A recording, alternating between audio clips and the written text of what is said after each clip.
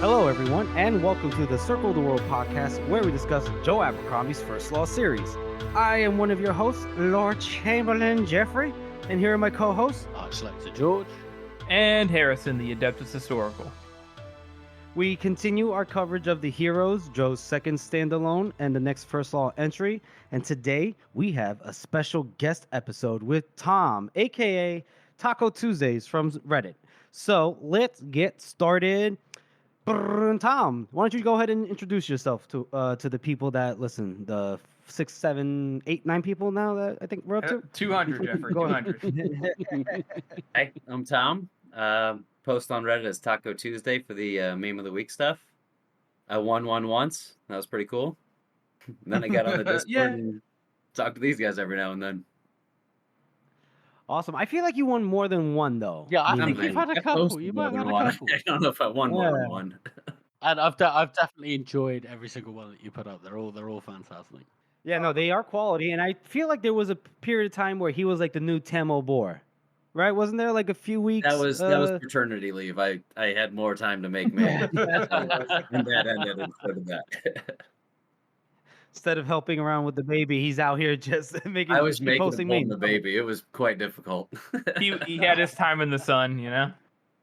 Exactly. The baby served as his inspiration for the memes. He used to sleep a lot. It was beautiful. All right. Well, so Tom, tell us a little bit about your, what got you into the First Law. Randomly bought the Heroes at the airport. Needed a book for the flight. Okay. I did not realize what I was getting into. It was a really good book, and then when I finally realized, like, oh, it's a whole series, went back. None of the main characters in the Heroes were main characters at all. Like Gorst and Calder show up for a scene. Like, what is happening? That would have been That was like, good, first of all, that's like the most unhinged, like, oh, let me just grab this book off the shelf in the airport. Yeah, no, that's right though. But also that does bring the question, like, so like characters like bias and stuff, right? Like when you went back and read the original trilogy, were you kind of like, oh, this guy's a villain, or are you like, oh, what is he trying to do here? I wouldn't say villain, but like a Machiavellian. Like, he knew what was up, but Yeah, it you gets were already later on in- him. he gets more villainy when you really read him, but no, it's just funny. And I liked like the character to character style of writing that Joe did, because I'd read all the Game of Thrones books, so it's the same kind of different chapter, different point of view kind of thing. And that was really good. And then amazing fight scenes, and I was really like the Heroes, so went back and read the whole thing and realized what the actual series was. Gotcha. Okay. And you would say the Heroes, out of all the books, is that your favorite book so far of the series? I don't know about favorite, but it's definitely like a very well written book. It's consistent from front but to back, but I really like Best Served Cold with the 7 different murders that she's Nice. planning. Okay. I thought that was like a really good way to set up the book. And Spaceman pointed it out last week, where he's like, it doesn't flow as well at different parts, but like those first 3 murders are fantastic.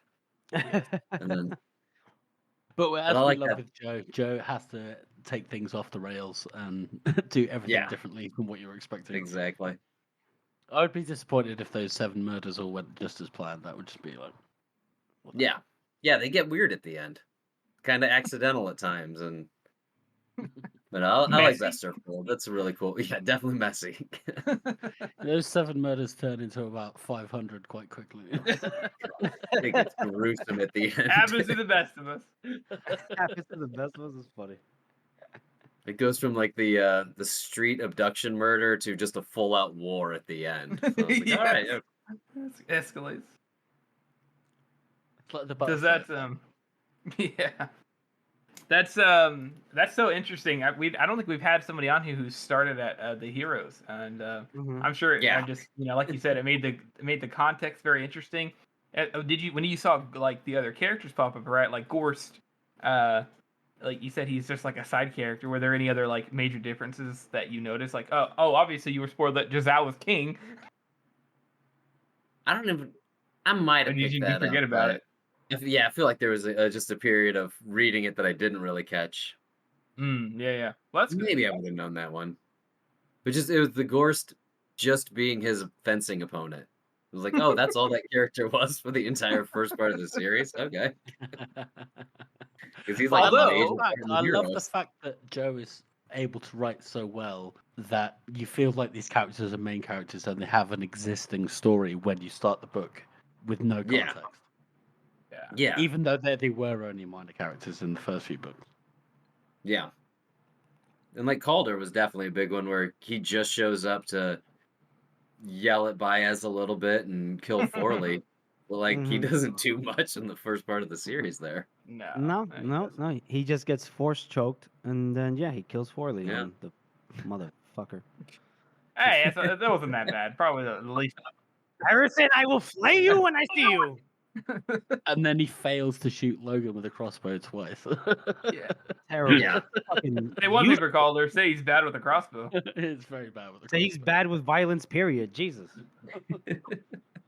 He just gets other Although people. I like whatever. Like I think it's really to your point, George. Whenever Joe is writing his characters, I feel like they're written so well that even you go back and read them before they were a fully fleshed out character, he leaves enough room that you can kind of hear Gorst's voice in the back of his head whenever even he's in the original trilogy, and you can see where Calder's headspace is at inside of the original trilogy as well. Looking back, Mm-hmm. Yeah, a little bit of a shit, but yeah. Yep. He kind of had But to we be. can be something. Anybody can be. So, what stood out to you in the heroes? Like when you first read it, and then maybe on any subsequent rereads. Is there anything that kind of like thought that was like interesting, or you kind of missed the first time? Well, I would say like the Little People chapter where they're in the battle. And it's like every time somebody dies, it cuts to the guy that killed him. I thought that was just such an amazing read of like, oh, he shot him with a crossbow, and now we're in his point of view, and he stabbed him with a spear, and now we're in his point of view, and it just kept going back and forth on all the sides. Like I thought that was a really great way of writing. For Joe to have gone back and started writing those Little People chapters back in from the first book, which part would you think would be the best part for that? I'd say like maybe in the Blade itself would be. I feel like I'm still in Spaceman's answer, but it's the run through the city, but it could be different people seeing Pharaoh and Logan running through and murdering all these practicals. And they're like, That wait, would what be is happening? That would be Is that a hilarious, black yep. woman? Is that a North? And then Are those practicals? and before they're hanged, there's a couple northern battles that just went terrible for the Union that could be pretty good to read through. Like Yeah, I was gonna say the Cumner. as the mist comes in and everything falls apart for these guys. Feel like the Cumner, especially where it culminates in Lord Smun's perspective before he gets fucking moitered. Yes, yeah. No, I would love to. I'd love to be with Smund on that one. Yeah, first one could be one of the cavalrymen who goes over the crest of the hill, and then they They get think they're winning. slaughtered. Yeah, they think they're winning, and then it's like a guy in one of the infantrymen. It's just that would be great. Actually, that would be fun. I'd love it if they they just go up over the hill and there's just nothing there, Nice. and then they just get swamped from all sides because they're just That like is never where you expect him to be. Yeah, he's actually on the other side. Oh, that would be so good. He was behind you all along. And then in the third one, if we could do the final battle in Adjua and maybe get some Eater perspective, see what's going on in those guys' heads, because the lack of any perspective from that is pretty wild. Like we just don't know what's going on with those guys or Khalul. I mean, the only eater that we get a perspective of is Shank. isn't it? Yeah, I think That's it's what Shank. I'm thinking. Yeah, And he's not Gurkish, so that whole aspect and I of mean, it would be very. I'd like interesting some to, more Shanked backstory too, because what's up with that guy? He's Hey, awesome. what's up with that guy? He has a I story love to how tell. that's that he's so not telling. open-ended, isn't it? It's like, well, he could be Casimir the Great, or he might not be. You know, I don't know. I'm just assuming it is, but yeah, Yeah. who knows? That's my headcanon, is that he is Casimir. I read it on Reddit and it said, yeah, that sounds right. That's enough for us. I wish we had a Yoru perspective too. That would have been cool. I might have He'd talked be a about good it one. before. I wonder if But he's it- shady. Is he loyal or is he like just biding his time? I don't right, know. right. That's He could really go what I either wanna- way. I think the expectation is that he is shady. So the Joe thing to do would be, no, he's absolutely loyal at all times. Like he's just like, yes, Master Bias. This is Master Bias. Is the best in the world, so I'll do whatever he He says. loves that guy. He loves that guy. I was gonna say his actions indicate he loves that guy. That dude is he's with him through thick and thin. My bad. I hate to double down on this, but maybe he's thinking in his head, just a few more years in this position, and I'll get a 2% raise.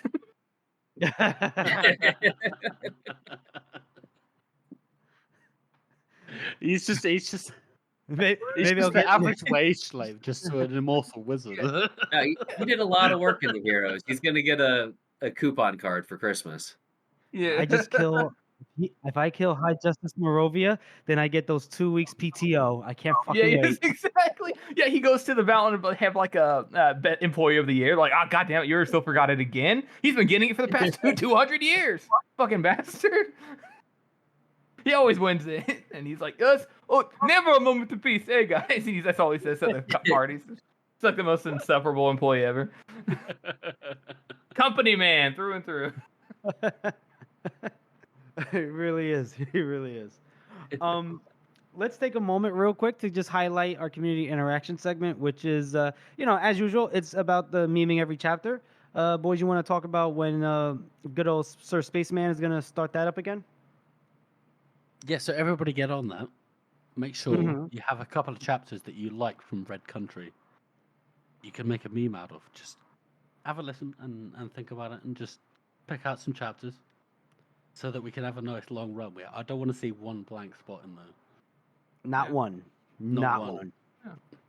We will assume accounts once again and burn it down to the ground if we see one blank spot. Now, if you don't want to be a part of it, you can join a Discord server. You'll be exempt from. No, you still have to do it. Still got to do it. Did Sir Spaceman say when he was going to start that up in a couple weeks? So we start our coverage of the Red Country in 3 weeks. Yeah, about May Roughly, 2nd, May. maybe 4. We might take a break. We might take a week off. It just depends don't how know. the trip goes. Well, I think know- by the time this episode comes out on Friday, it'll be closer to 3 weeks to 2, not 3 to 4. Because You're quite correct there. You're quite correct there. Yeah. Jeff, your math is impeccable. Well, I'm not drunk, so. Yeah, that's true. Helpful. The one time. You ask me hard questions. Sorry. I will be drinking later if that helps. But Oh, thank okay. God. So we would like some more engagement there. I know Will's gonna go back to the previous setup, right? Isn't that gonna be like where people Yes. actually get assigned chapters, if I'm not Yes, mistaken? exactly. You have to get involved on the House of the Main Maker Reddit and message Sir Spaceman. It's literally user Sir Spaceman. And message him and get a fucking a chapter booked and post a meme. That's We'll right. see them. That's right. That's right. And Tom, we expect you to be partaking in that little competition. Oh, Pulling your I'm- weight. I just moved and I have a whole box that says books, first law. That's There all you the go. books. But those are very specifically right where I Brilliant. can find Red Brilliant. Country. Love it. Our man's dedicated. He's. I'm ready for determined. this. Yeah. That's right. That's right. All right. All you need is like another month of paternity leave. You should stick to the audiobooks as well. You get much more memes out of them. Yeah, I'm liking the Red Country audiobook so far. It's definitely a different read. Yeah.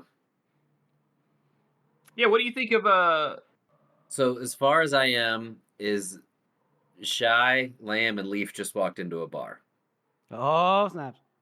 And there's some voices like, oh, I didn't realize Dab's Sweet would be so gravelly and old. I just kind of, I don't know, figured him more high pitched. So it's like just the way Pacey does the voices. Like, oh, I never thought about him like that. What do you think of like Logan's voice from Pacey? How do you feel about that so far? I like it. It's that gravelly kind of angry voice that you'd expect from Logan. I like hearing Shy kind of side eye him every time. It was like, wait, you're really calm about this. This is weird. Yeah. Yeah, it's interesting too with Logan's like with Pacey's voice. Like his like obviously he still changes it for Logan, but Logan is as close as he gets for his characters for his actual voice, which is interesting. Probably because of the tree voice, right? But for First Law. Sure. That makes sense. I didn't realize Swarbeck was Scottish. That was I never put that together. I think that might be intentional. Swarbeck was it's just an othering thing. Othering thing? Yeah, it is an othering because he's different from everybody. He's not a fighter. He's just like there to be so give him a different accent to differentiate him. Yeah. I think you're right. I forget about Swarbeck. That's kind of like how Bethod's family are Welsh. Yeah, yes. They are Welsh. Yeah. I want to hear those ones when I heard you guys say that those guys were Welsh. I was like, oh, yeah, I love Bethod's Pacey's voice. I love Bethod's. It's such a good like pace of tone and dictation that he puts into Bethod's voice. He doesn't even have that many lines, but it's excellent. I think Bethod probably has about maybe 100 lines in the whole series. Yeah, if you include Beautiful Bastard, I would say so. And he's one of the most well-spoken characters. Yeah, he really doesn't show up much at all for being such a huge presence. Yeah. That's because he's the GOAT. He built all those roads. He put it together. That's you're damn right he did. Bethod was right. Bethod make the North great again. He was right. He just had to kill a whole lot of people to do it.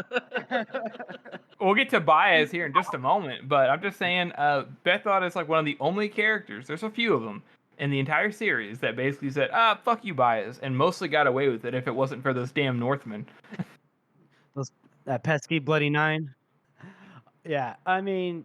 I said mostly, but we all read the third book. Like, he didn't really get away with it. No, he didn't get it. Yeah. Yeah, but in the end, he didn't. He got away with it for a while. Yeah. True. Very true. Or Black Dow, saving Dogman and Grimm and killing Karib, enabling Fenris the Fear to be taken down. Yeah. Fenris was cool. That's a weird character. I'm not really sure.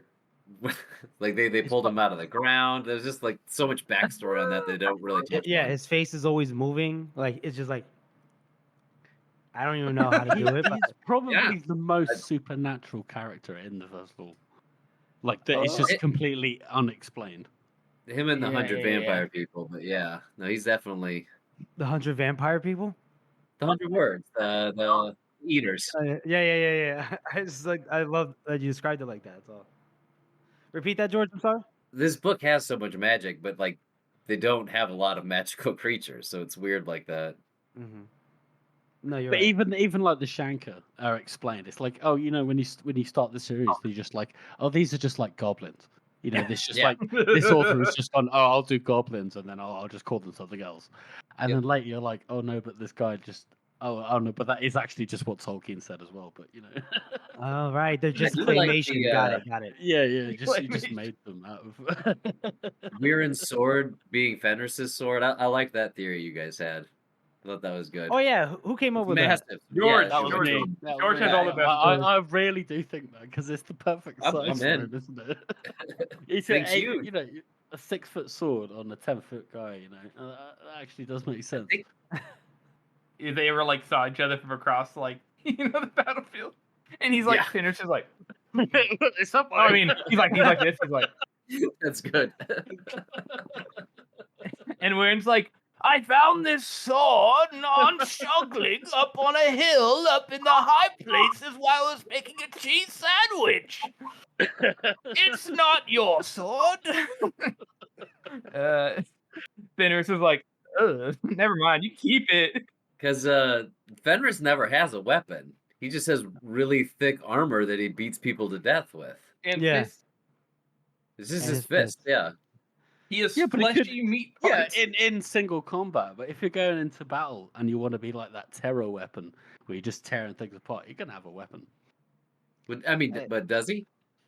No, when he he goes doesn't. up- But He that's because would. we're that's Yeah, because but we we're don't. stole his sword. We didn't see anything from his time fighting in the old war with. Yeah. Lust Oh, or sure. The anything old, like yeah, that. yeah. That's when he Mm. would need it, not against these Northmen with no magic powers. Hey, yeah. it could be a weapons now. Yeah. Mm. Yeah. Very true. Oh, and very he does say, I used to fight in the war of the gods, and now I fight Mm-hmm. in little men's wars for. So it's like this is just a joke, and then when he actually does get outmatched, he's like, oh well, I didn't even think that could happen. Yeah, it's crazy. I like that reference too. Whenever he mentions now he just fights in little men's wars and stuff. Because Baez, even though these are Baez's wars, like 90% of the time, he also says that now they just fight little men's wars, as well, which is interesting that Baez has that perspective on himself. That he considers That's himself true. little compared to Juvens, despite all of his narcissism. Well, I mean, because Baez is narcissistic, but at the same time, he's obviously self-aware to the point that Juvens, Canadius, Glustrad, these dudes are legitimate, God, Demigods. demons, They like were demons, demigods, yeah. I call them demigods. or demigods, whatever. But they were legit like gods. So yeah, I can totally see why Fenris is like, he's the guy in the porch, like back in my day, and then obviously Baez is cut from the same cloth. So things were better back Yeah. in my generation. Now it's just a bunch of Zoomers, entitled Zoomers. that tone of voice. Obviously, Joe writes all of this stuff to be semi-satirical, and it's almost like that power decline in the same way that we see like Tolkien stuff, where it's like, oh, the power is fading from the world and like that, but it's more like corporate. It's corporate. It's all run by big banks. Yeah. Yeah, if Goldman How Sachs relatable. ran the world. Instead of being like, oh, we have to flee to the west, it's like, oh, I'm sorry, we have to downsize. We're gonna have to cut your hours. Yeah. By the way, Jeffrey, Goldman Sachs does rule the world. Thank you. You're right. My bad. Baez is too big to fail. It's more like the union's too big to fail. Hey, Yeah. we can make the union great again. Okay, it's not going to be that hard. All we have to do is implement some. I'm sorry, George. No, I'm not Oh, Yeah, we'll that's get. definitely coming up on Age of Madness. You guys are gonna get a lot more Trump memes on that stuff. yeah. Oh yeah, we are. Oh, I cannot. I can't wait. Oh boy, it's gonna be so much fun. And for any TSA agents listening, I am not against Trump in any way. And I will... George will comply with all your demands, especially with the buff on. I love demand. George. Oh, no, don't. You need to get an American flag pen and just put it on your shirt. Yeah. I heart Oklahoma. Should I buy a MAGA hat? I'll buy a MAGA Yeah. hat. and wear it. Yeah. No, you should. It'll get you through quicker. Unless it's on this a side. liberal. Don't wear it on your TCA. side though. Well, let's move on to our next segment, which is our best meme of the week. Georgie boy, that's you. Take it away. Okay, so this week we have again another repeat. We have Tom, you have a contender here. Subissionite, another meme of the week, 2 weeks in a row. And it's the we title go. is Luck. Some men have it and some don't. And it's the stupid doing mental gymnastics over something meme. And Calder's imagined assassination plot. Get Shivens to pick him up. Get rejected by Ricci in the weapon take. Send 3 assassins to Ricci's. Blame 10 ways for the assassins. If fails, have 10 ways let Calder die in battle. And then Blackdale's execution plan. If I had a mind to kill you, there's no man that could stop me. I thought that was such a good line in the book. And it really just kind of shifted everything for Calder. And he's like, yeah, no. He's like- If I wanted to kill you, you'd be dead. And I love Like, how okay. he doesn't even try to do any mental gymnastics. He's just like, Oh yeah, that's true. Oh no, yeah, He's like, ah, that really fuck. makes a lot of sense. He always thinks he's so smart, and he just Yeah. wasn't. Hot take. Yeah. I don't think Calder's as smart as anyone thinks he is, or as he thinks he is. No, that's Ah, fair enough. He's clever. That doesn't mean he's smart. Yeah. he is smart. I just don't know like how. He's like Bethod without any forethought. Sure. Like he can't think Mm. ahead. Not truly. Like he, I mean, just look at his son. My God. Oh, That's below the belt. What? You think He intelligence failed. is genetic? that guy should have read No. some parenting books. That kid sucks. Yeah, that kid sucks. Yeah. If my son is ever like, I can fight everyone, I'm be like, I think I need to like discipline you or something. You need to chill Or the fuck don't. out. I can kill everyone. I am the Bloody Nine. Okay, buddy. So you know the Bloody Nine killed Grandpa, right? And Calder's just like, yeah, you can do it. You remind me of my ex-wife, my dead wife. Oh. Oh, That's not an that excuse is for bad sad. parenting. That is really sad, though. But I mean, it kind of is though. It's not. It's No, it's understandable. not, Jeffrey. It's not an excuse for bad parenting. Kind of is Okay, though. let's not ape Calder anymore. Come on. Too much madness. What was the best reaction you think you've had? Yeah, I want to say it was Bloody Niner got on there and said he really liked one, and that's what got me into the Discord. It was texting with him on that. That's it. That's what we need, isn't it?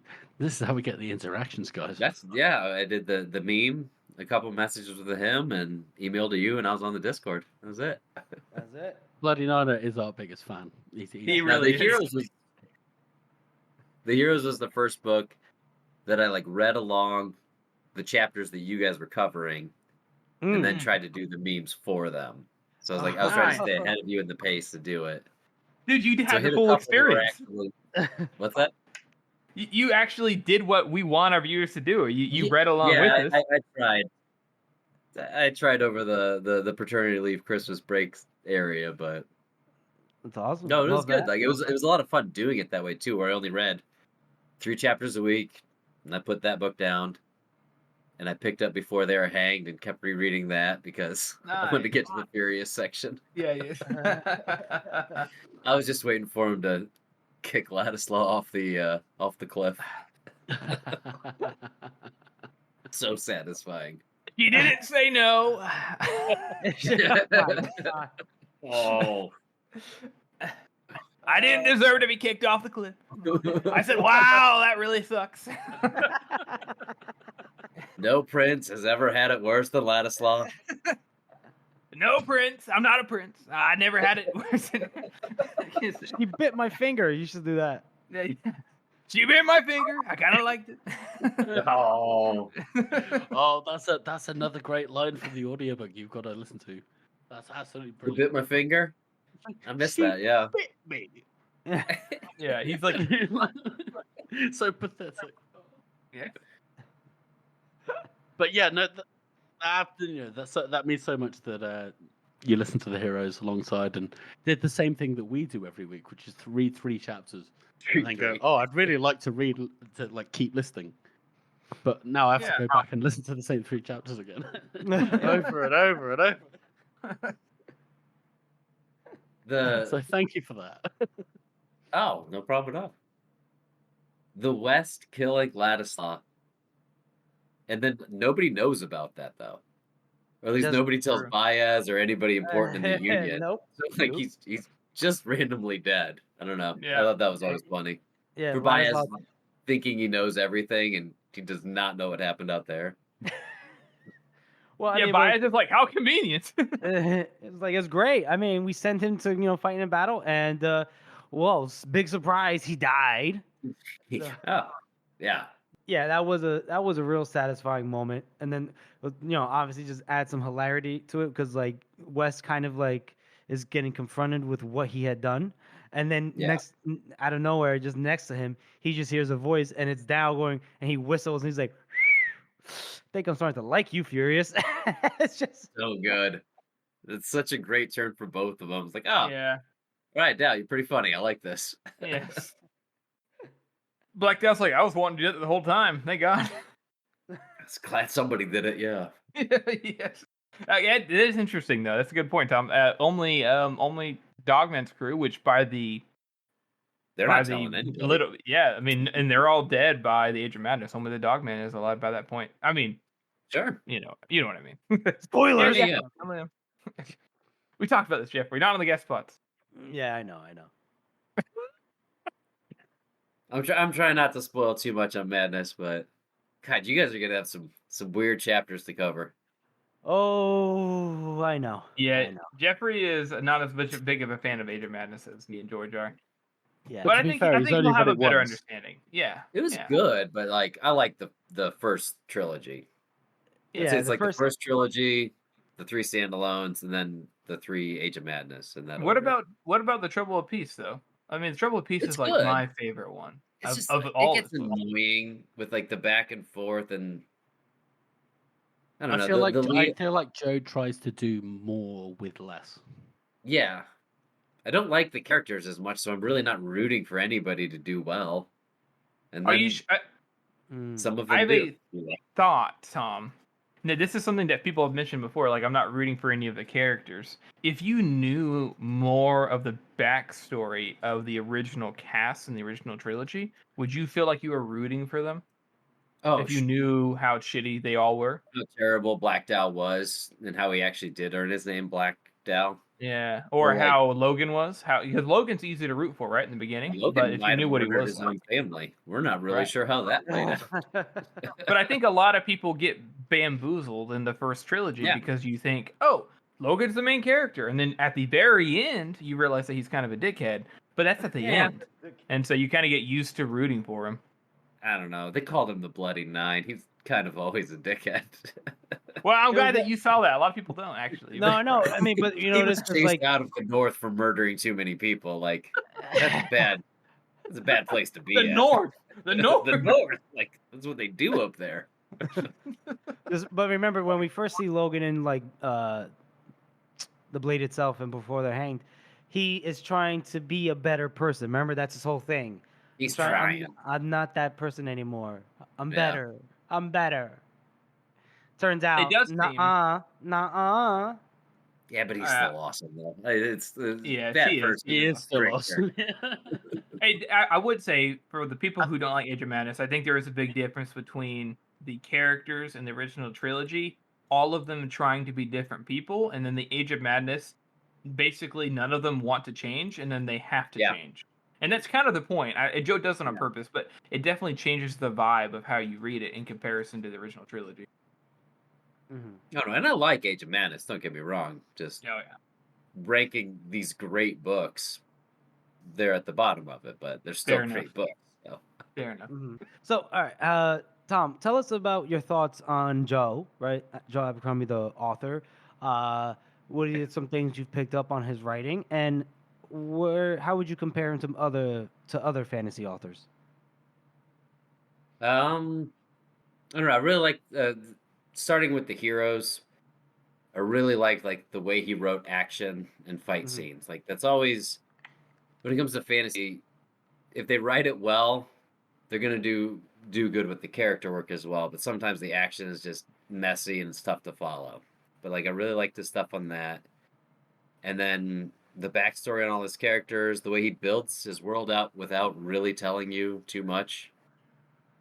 He doesn't over-explain everything that happened with the 12 Magi, which is annoying because I want to know everything that happened with the 12 Magi. But like, the half of them aren't even named. Like, we just don't even know these characters.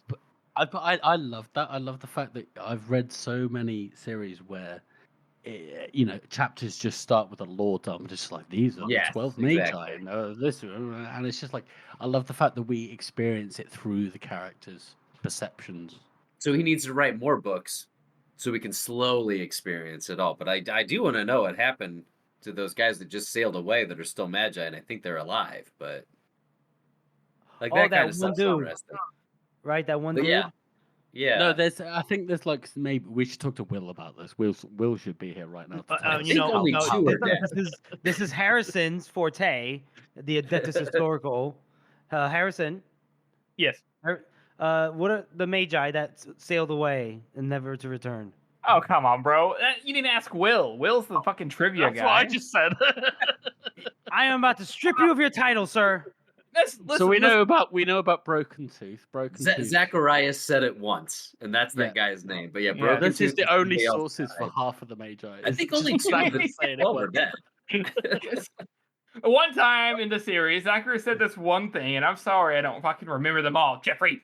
Now, anyway, the big thing is that there are not that many Magi left. There's like half of them that are possibly viable. A couple of them sailed away. One of them like went to fucking Thond or something. I think one of them, several of them died. Is that the thing? Maybe was imprisoned. I'm sure many more died overall. So let's see here. There's Kalu, Baez, Yulwei. Zacharias, and Colneal. Those are the only 4 active ones. 2 of them died inside of the tower, which only leaves about 6 unaccounted for. 2 of them sailed away, and I don't remember what happened to the other 3 off the top of my head. Yue might be dead, but Yue is one of them. I'm so sorry. Who knows what's happening in that tower? Yue may not be dead. We don't know. At some point, so I think that only leaves 2 unaccounted for, actually. That's going to be weird if they ever open up that tower, though. Oh, Yeah. I think who was the daughter again? The what's her name? Ptolemy. Imagine they open up the tower. Yeah. And the first thing they see is Ptolemy and Yulwei engaged like in a marathon sex session. They're like, Jesus, you guys have been at it since. We've been doing this for 30 years. Where you guys been? You just beat a long time. Yeah. I still have it. Yeah. I have brought peace to the earth. They just locked the door, walked away, and nobody knows what happened. That would make so much sense though, because they both realize what kind of situation they're in. They're just like, this is pointless. I think that, yeah. Or she murdered him immediately, and he's just a corpse on the floor. There's only 2 possibilities, right? At the end, during Joe's last trilogy that he'll presumably do after his next set of standalones, like his final thing, right? I have a feeling that they'll open up the House of the Maker, and Ptolemy will either be a secret weapon or she is going to cause more chaos. I have no fucking clue, because Joe's that kind of writer. And Yulwei may be alive, or he may be evil, or he may have saved Ptolemy. Who the fuck knows? I don't know. But I think it'll probably be pretty cool. Good, yeah. I think they'll probably open it up, though. I think he left it open-ended for a reason. I mean, Ptolemy can't die from starvation. So... Yeah, no, she's undead. Kind of. She's like some kind of weird demon. She's undead. raised from the dead, from the demons on the other side. Yeah. They pulled her out of the grave, so like I don't know what she is, but right, she's scary. She's a bad bitch. That's what she is. Oh, I did have one thing I wanted to ask you guys about. To listen to the podcast, and when you went into those chapters that go into the House of the Maker, I didn't realize an astro globe situation he had set up in there with all the spinning and the. Mm-hmm. Do you think that he built that spot in the middle of the circle of the world as like a magnetic pole kind of thing? Yeah. Like he chose that spot specifically. Huh. Yeah, I think he did. Like, presumably, the circle of the world, everything's coming out of Adua. That's the center on all the maps, or just how Joe wrote it. But yeah. It would just have a metaphorical kind of significance as well. You know, everybody thinks that their world is the center of the world. Also, could be. Yeah, he's just very. Canitas was very arrogant, and this is the center of the world because I said it's here. Yeah, I think there's a couple ways to it. I think you guys are both right. Like, it is kind of the center of the world from that point of view. It could be that because of EUZ, like there's other lands outside of the circle of the world, but this is where EUZ was active. So this is where magic is present and civilization is present. So it could be that, and obviously I don't think Joe's going to go outside of the circle of the world. This is his place, right? So it could be that even though there are other lands, they're just insignificant in both the spiritual and the situational sense for the book series. So it's just but I do think it does something to do with magnets. That would be pretty cool. Man, everything has to do with magnets. It just seemed like it was like, oh, because he built it and there was cavemen around him when he did it. It's like, well, then why Yeah. did you choose that spot specifically? Yeah, Like, I think he did maybe it for a it's specific a reason. magic thing. I Maybe don't it was know. just like, oh, this is a nice green island. But you know what? Yeah. I thought about this. I may have mentioned it before, but like EUZ, obviously the reason the world looks the way it does is because EUZ, when he split the world apart, he caused a lot of damage to the Earth, right?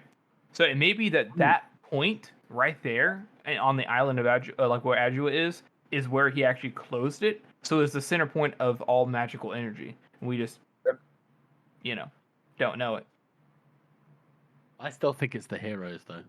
So Oh, and I like those Stonehenge setups. They got What the about hero- inside of before they hanged, right? Yeah, the other one before they're hanged. Yeah, well, Olcus. I think they're just like ancient demon Well, gate Ulcus? things. I don't know. what No, they no, are. the battle up on the hill. Yeah, So there the battle on the hill there's was. a bunch of there could be a Where ring of King Giselle heroes gets like face smashed things in. around Adua.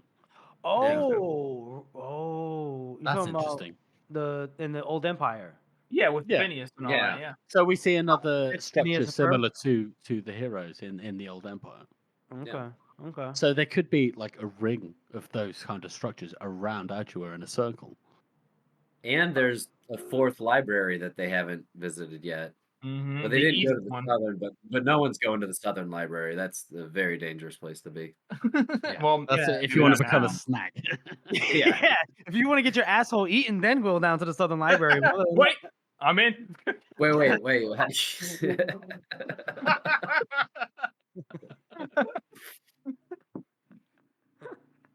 Tom, the second part of my question I wanted to get back to. Compared to like other fantasy authors, how do you compare Joe? What are your other fantasy authors, if you have any? Definitely top tier on it.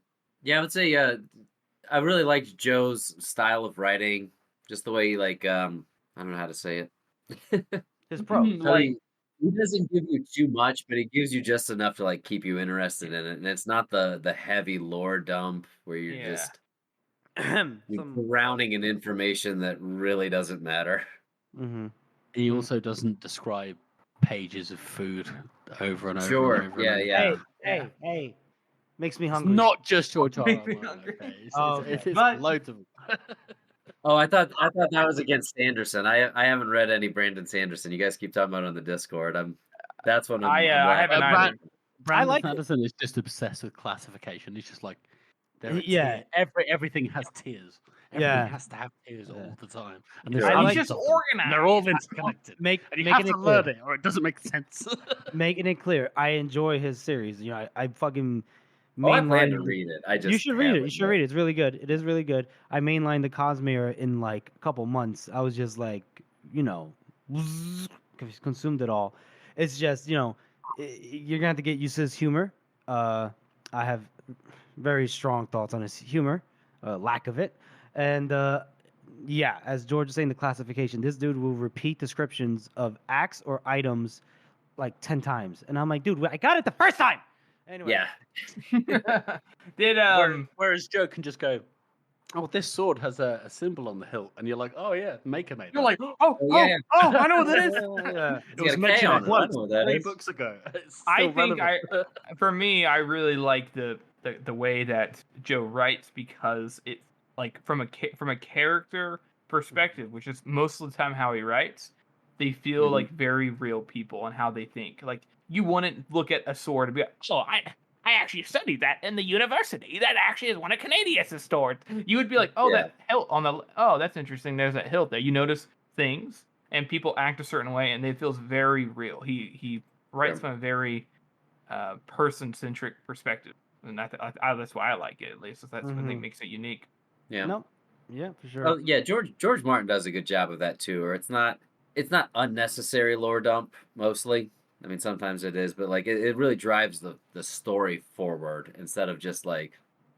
But man, on those Game of Thrones books, I got to read the appendix to figure out who's who. The first time I went through it, everyone in the family has the same name. This is very confusing. Who's who? But it's so realistic.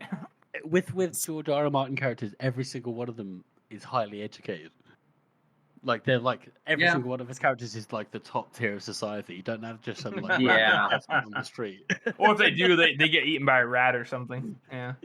Although I would say his other books are really good. If you haven't read Fever Dream by George R. R. Martin, that is a very good Oh, I have to kind read of that. Cthulhu kind of themed horror novel. It's very good. I've read Tough Voyaging. That was good. Yeah, his horror stuff in the late 80s, early 90s is really, really good. Mm-hmm. No, that's true. Do you have any recommendations for other authors, Tom? Well, I'm about to dive back into the Dragonlance books as soon as I can. The what? As soon as I finish up Red Country. You need to talk to Slurv Trey as well. Who's that? I think it's him that likes it, or it might be Bloody Nine that likes Dragonlance books. Oh, I think it's. I think Bloody it's Nine Nine likes talking about it. Yeah. Dragonlance? Okay, Dragonlance. Never. No, Dragonlance is a weird one because there's main authors that do like the core books, but then there's other authors that jump in. I mean, it's 100. It's more of a like a. There's a D&D campaign. Yeah, it's a D&D campaign that's been made okay. into a book. Yeah. And then they kind of just turn it into a bunch of different novels. Yeah, it's just like how there's like 7,000 Warhammer 40k novels. Yeah. And they're all written by different authors because it's just somebody's campaign. They just came out with that one special edition, and I was like, all right, I should dive back into these. I haven't read them in 20 years. Yeah, right. And it doesn't mean that it's not bad. It's not good because some of those are really good. You know, I think Dragonlance especially is it's like typeface for all to come. You know. Yeah. It's like how those Dritz novels for Forgotten Realms. There's like a solid dozen or so Dritz books, but then there's 100 other ones set in that same world, kind of thing. Yeah. But I feel like in the same way that you're talking about this now, like, you know, we get all of these old D&D books and old fantasy, you know, and even going back to films, you know, like somebody recommended Red Sonja. That was me. Yeah, it was you, wasn't it? Yeah. So, you know, Red the Western fantasy kind of mixture. Everything works like that, doesn't it? You know, everything kind of it derives on what came before. So, well, yeah, I was thinking of the movie list to watch for movies to watch before reading Red Country, and it's really just most westerns. Yeah, they all kind of have similar themes. Man, it sucks out here. This wind is blowing. I got to go get those guys that wrong. I got a grudge. I'm not the man I used to be.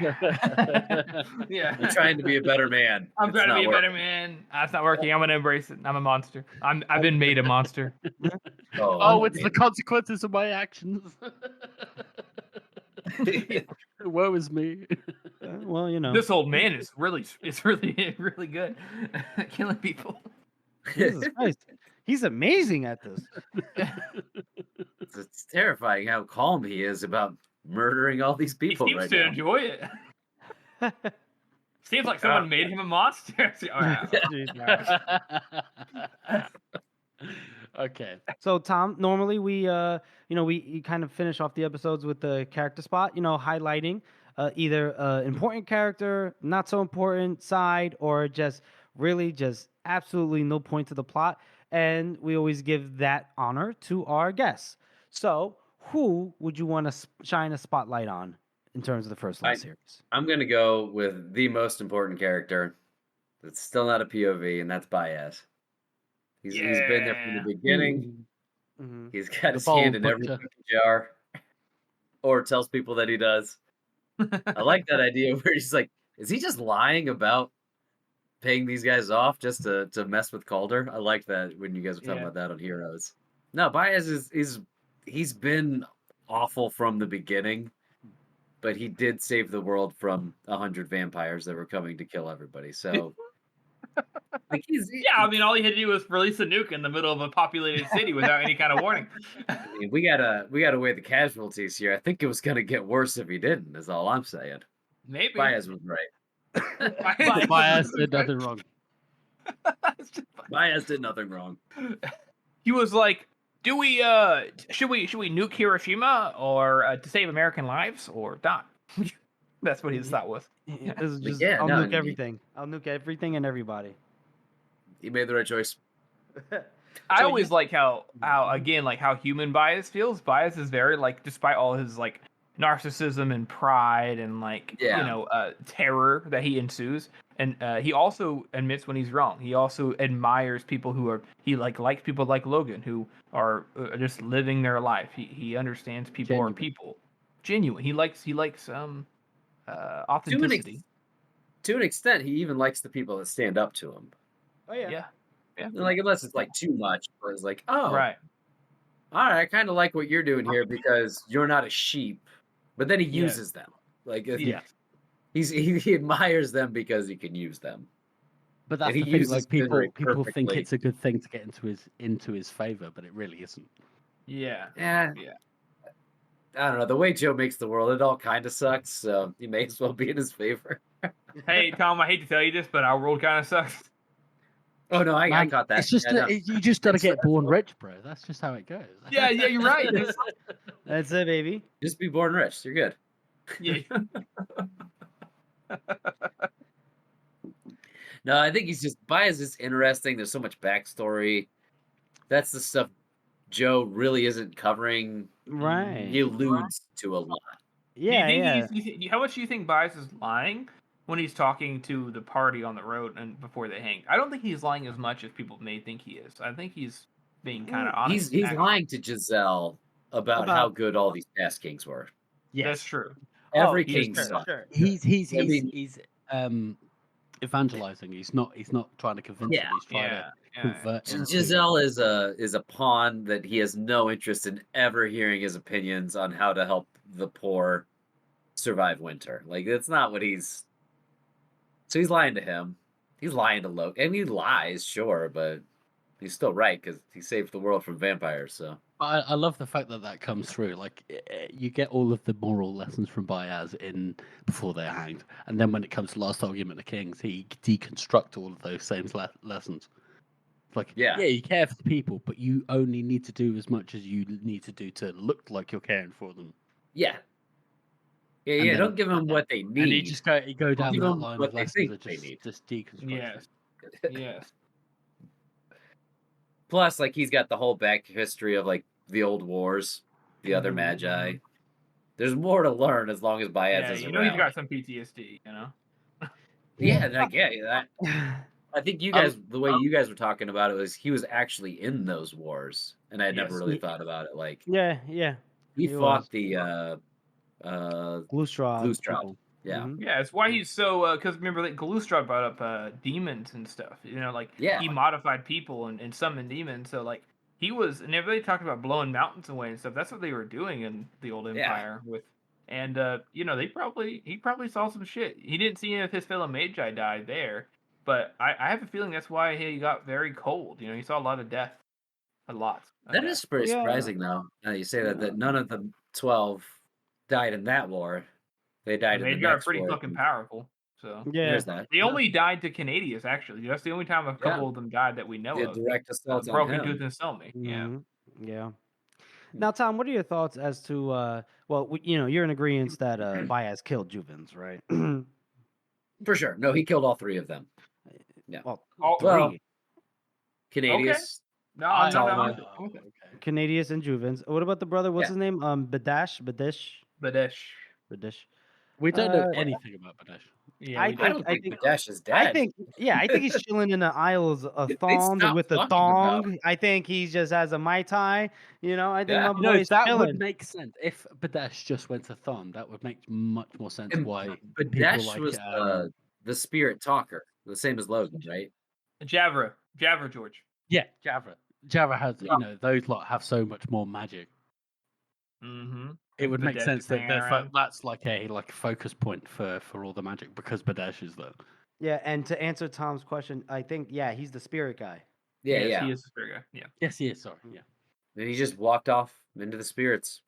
Now I mentioned it before, Tom. So since you like Baez a lot and all that, I'm not sure if you remember the podcast episode where we talked about more of Baez's backstory. But do you think that Baez killed Juvens? Obviously, he killed Canadius on purpose, but do you think he killed Juvens on purpose? I don't think he did. I think it was a fit of rage, and he accidentally did it because he seems to regret killing Juvens. He seems to. I guess it would depend on how the argument went. Obviously, this is all from his side, and even the side he's trying not to tell. Yeah. But he always seems so reverent of Juvens. And everybody else who he's beaten, he's always like, that's right, I beat Canadius. He's Well, he acting does- that he way does- to confuse other people. But I That's think true. he is honest in his when he assesses like their capabilities. Like he talks about Canadius like that dude was the master maker, Sure. and sure. you know he hypes up his works and everything. He has lots of respect for that guy. I He think does. it kind of. But he better. He was porking his daughter. When I read the first trilogy again and he goes back to the House Maker, I always see that as kind of like remorse. Mm-hmm. Yeah, that's how I feel too. Yeah. Like he's like, oh well, the way that the world is going now, I could have gone back and done something different, Yeah. Yeah. and maybe the world would be a seems better to- place now. I think And maybe this big monument to nothing that everybody is just kind of used to, maybe something more useful. that, and I think that he also has a feeling of like he talks about little men and all that, right? Like he feels like he brought the world to a lesser state because these powerful beings aren't in them anymore. That's our show, everyone. We want to thank you all for listening and supporting this podcast. As you know, this is a passion project for the three of us, and your support really does mean a lot. Join us next week as we cover another special episode. And make sure you follow us on all of the social media or message us at circleoftheworldpodcast@gmail.com. And if you haven't already, please subscribe to our podcast on Apple Podcasts, Spotify, or wherever you get your podcasts from. And please make sure to rate and review us. Thank you all again for listening. I am greater than EUZ himself.